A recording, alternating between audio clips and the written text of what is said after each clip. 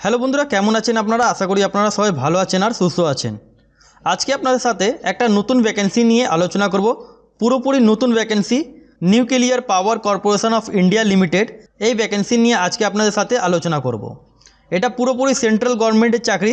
এটা একটা সেন্ট্রাল গভর্নমেন্টের চাকরি, যেটা আপনারা শর্ট ফর্মে বলতে পারবেন NPCIL রিক্রুটমেন্ট 2024।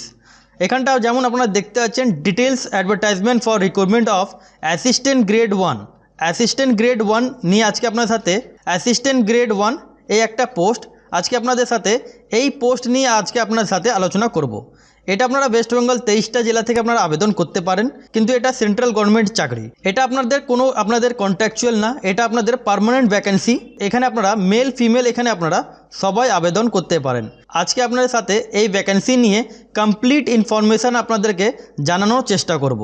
তাহলে আপনারা যদি ইন্টারেস্টেড, তাহলে আপনারা ভিডিও স্কিপ করবেন না, ভিডিও আপনারা কমপ্লিট দেখবেন, তাহলেই আপনারা বুঝতে পারবেন। তাহলে ভিডিও শুরু করার আগে আপনার সাথে একটাই রিকোয়েস্ট, চ্যানেল নতুন হয়ে থাকলে চ্যানেলকে সাবস্ক্রাইব করে বেল আইকনটা ক্লিক করে রাখবেন, কেন আপনারা এই চ্যানেলের মধ্যে ছোট বড় থেকে নিয়ে সব আপডেট আপনারা এই চ্যানেলে পেয়ে যাবেন।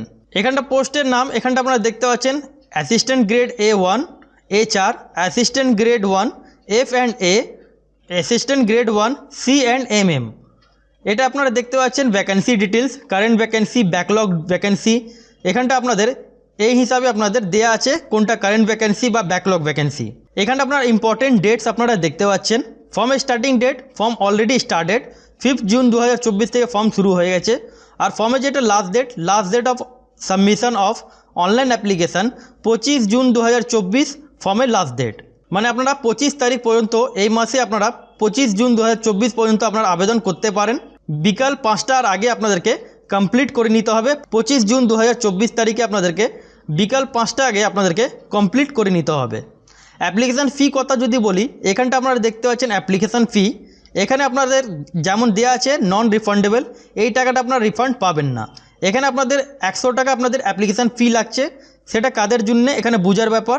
ক্যাটেগরি জেনারেল মেল ক্যান্ডিডেট, যেমন এখানটা দেখতে পাচ্ছেন ক্যাটেগরি জেনারেল EWS OBC হয়ে থাকলে আপনাদেরকে 100 টাকা অ্যাপ্লিকেশান ফি পেমেন্ট করতে হবে। আপনারা যদি ফিমেল বা SC ST বা PH ক্যান্ডিডেট বা এক্স সার্ভিসম্যান যদি হয়ে থাকেন বা এমপ্লয় ক্যান্ডিডেট হয়ে থাকেন, তাহলে আপনাদের এখানে কোনো অ্যাপ্লিকেশান ফি লাগছে না। লাগছে কাদের? এখানটা ক্যাটেগরি জেনারেল EWS OBCদের জন্য এখানে 100 টাকা অ্যাপ্লিকেশান ফি লাগছে। এটা যে অ্যাপ্লিকেশান ফি, এটা আপনাদেরকে অনলাইন পেমেন্ট মাধ্যমে আপনাদেরকে পেমেন্ট করতে হবে। তার মানে আপনার debit card, credit card, net banking through, আপনারা গুগল পে, ফোনপে ওখানে অপশান আপনারা পেয়ে যাবেন, সেই মাধ্যমে আপনাদেরকে পেমেন্টটা করতে হবে। এবার এখানটা দেখেন নেম অফ দ্য পোস্ট আপনাদেরকে বলে দিলাম। এখানে আপনারা যে দেখেন পোস্ট হিসাবে আপনারা স্যালারি যেটা পাচ্ছেন, সেটা আপনারা এখানটা দেখেন 38,250 টাকা আপনারা পার মান্থ আপনারা স্যালারিটা আপনারা পেয়ে যাচ্ছেন। এখানটা আপনারা দেখতে পাচ্ছেন এজ লিমিট ব্যাপারে যেটা দেয়া আছে, 21 বছর থেকে নিয়ে 28 ইয়ার্স অবধি আপনারা এটা আবেদন করতে পারেন। এখানটা আপনারা দেখতে পাচ্ছেন 21 বছর থেকে নিয়ে 28 বছর বয়স পর্যন্ত আপনারা আবেদন করতে পারেন। কিন্তু যদি আপনারা SC ST হয়ে থাকেন, তাহলে আপনারা 33 বছর বয়স অবধি আবেদন করতে পারেন। OBC থাকলে 31 বছর বয়স পর্যন্ত আপনারা এখানটা আবেদন করতে পারেন। আপনাদেরকে যেটা ডেট অফ বার্থ মাইনাস করতে হবে, এখানটা আপনারা দেখতে পাচ্ছেন 25 জুন 2024 থেকে আপনাদেরকে ডেট অফ বার্থ মাইনাস করে আপনাদেরকে 28 বছর হতে হবে। সেটা জেনারেলদের জন্যে। OBC SC ST থাকলে, PS থাকলে এখানে আপনারা গভর্নমেন্ট ছাড় যেটা আপনাদের পাওয়া যায়, সেটা আপনারা এখানটা পেয়ে যাচ্ছেন। যেমন আপনাদের বললাম রিল্যাক্সেশন ব্যাপারে, এখানটা দেখতে পাচ্ছেন SC ST 5 বছর, OBC ক্যাটেগরি হয়ে থাকলে 3 বছর, PH ক্যাটেগরি যদি জেনারেল হয়ে থাকেন 10 বছর। এইভাবে এখানে পরপর দিয়ে আছে, সেটা আপনারা একটু ভিডিও পজ করে আপনারা দেখতে পারেন। এখানে আপনাদের সিলেকশন কোন হিসাবে হবে, এখানটা দেওয়া আছে সিলেকশন প্রসেস। এখানটা আপনারা দেখতে পাচ্ছেন প্রথম আপনাদের এখানটা রিটেন এক্সামিনেশন নেওয়া হবে। সেকেন্ড আপনারা এখানটা দেখতে পাচ্ছেন যারা রিটেনে পাস করবেন। সেকেন্ড আপনাদেরকে এখানটা টাইপিং টেস্ট, আপনাদেরকে যেটা কম্পিউটারের মধ্যে আপনাদের টাইপিং টেস্ট হয়, সেই টাইপিং টেস্ট আপনাদেরকে ক্লিয়ার করতে হবে।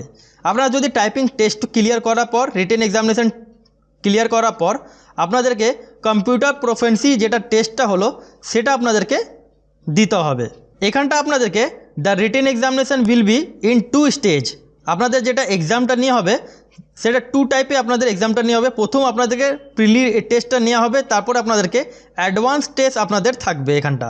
এবার এখানটা দেখেন স্টেজ 1-এর মধ্যে যেটা আপনাদের টেস্ট হবে, 50খানা আপনাদের মাল্টিপল চয়েস আপনাদের কোশ্চেন থাকবে।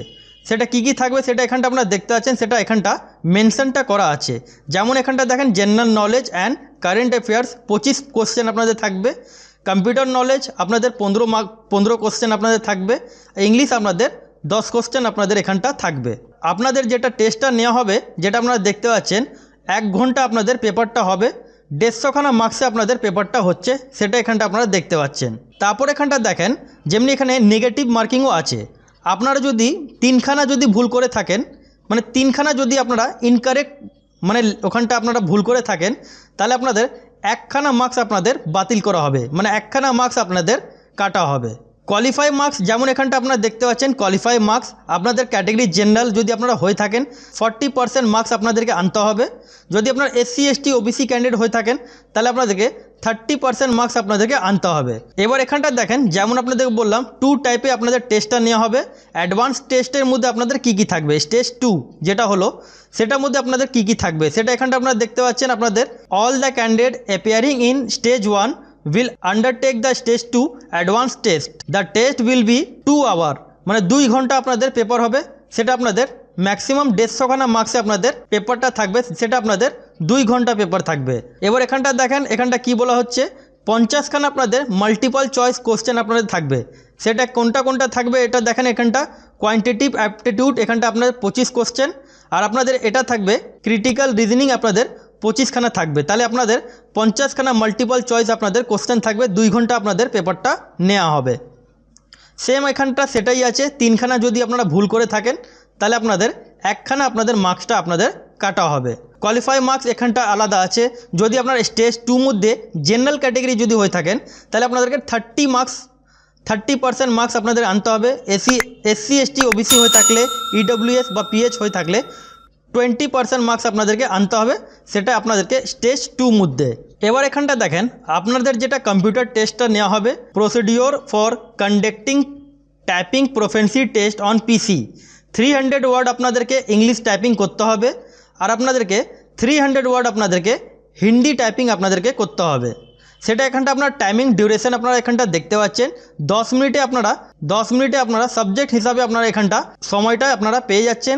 এবার এখানটা আপনারা এই টেস্টের ডিউরেশন টাইম এখানটা আপনারা দেখতে পাচ্ছেন 10 মিনিটে আপনাদেরকে সময়টা দেওয়া হবে। এখানটা আপনারা দেখতে পাচ্ছেন English typing 30 word per minute আপনাদেরকে তুলতে হবে, আর 30 ওয়ার্ড পার মিনিট আপনাদেরকে এখানটা হিন্দি টাইপিং আপনাদেরকে করতে হবে। এবার এখানটা দেখেন আপনাদের এখানটা কোয়ালিফিকেশান কি লাগবে। Qualification a bachelor degree in with 50% marks aggregate from a recognised university. আপনাদেরকে গ্র্যাজুয়েশন পাস হতে হবে, সেটা arts science commerce any stream আপনারা এখানটা আবেদন করতে পারেন, কিন্তু গ্র্যাজুয়েশন পাস 50% যদি হয়ে থাকে তাহলে আপনারা অ্যাসিস্ট্যান্ট পোস্টের জন্য আপনারা আবেদন করতে পারেন। এবার ব্যাপারটা হলো এটা আপনারা আবেদন কি করে করবেন। আবেদন করার জন্য আপনাদেরকে অনলাইন মাধ্যমে আপনাদেরকে আবেদন করতে হবে, সেটা আপনার ডিসক্রিপশন বক্সের লিঙ্ক আপনারা পেয়ে যাবেন। ডাইরেক্টলি আপনারা এরকম আপনাদের ইন্টারফেস হবে।